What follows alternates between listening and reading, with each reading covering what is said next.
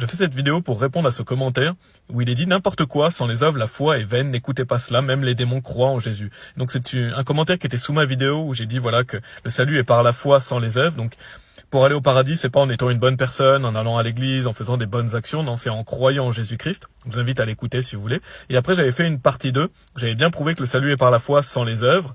Et donc notamment Romains chapitre 4 verset 5 qui nous dit mais pour celui qui n'œuvre pas mais qui croit en celui qui justifie l'impie, sa foi lui est comptée pour droiture. Donc on voit une personne qui fait pas d'œuvre mais qui croit, elle est sauvée, elle va aller au paradis. Pourquoi? Parce que le salut est par la foi sans les œuvres. Il y a Éphésiens chapitre 2 verset 8 et 9 aussi, Romains chapitre 3 verset 28, Tite chapitre 3 verset 5, Romains chapitre 11 verset 6. Il y a de multiples versets qui montrent que le salut est par la foi sans les œuvres.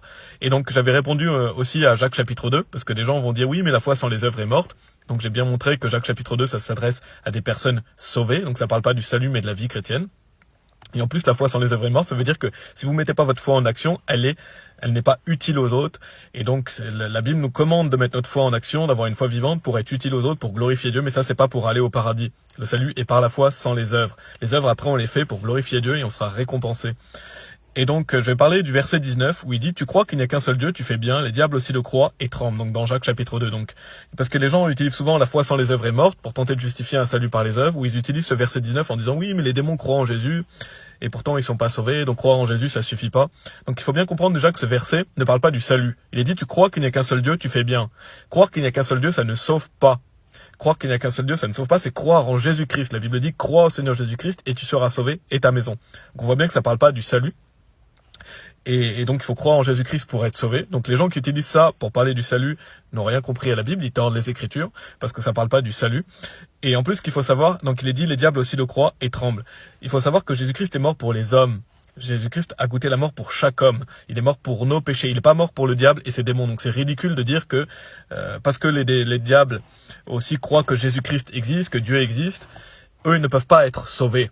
Et donc croire que Dieu existe, d'ailleurs, ça ne sauve pas. Il faut croire en Jésus-Christ qui est mort pour nos péchés, ressuscité des morts, afin qu'on puisse aller au paradis. Croire que Jésus existe, ça ne sauve pas.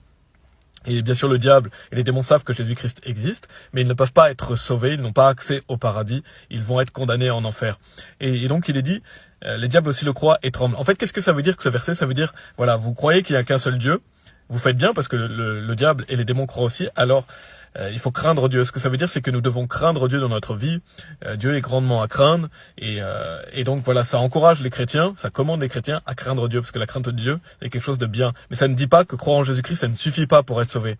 Non, croire en Jésus-Christ, ça suffit pour être sauvé. Voilà, j'espère vous avoir éclairé sur ce verset. Je ferai d'autres vidéos. Que Dieu vous bénisse.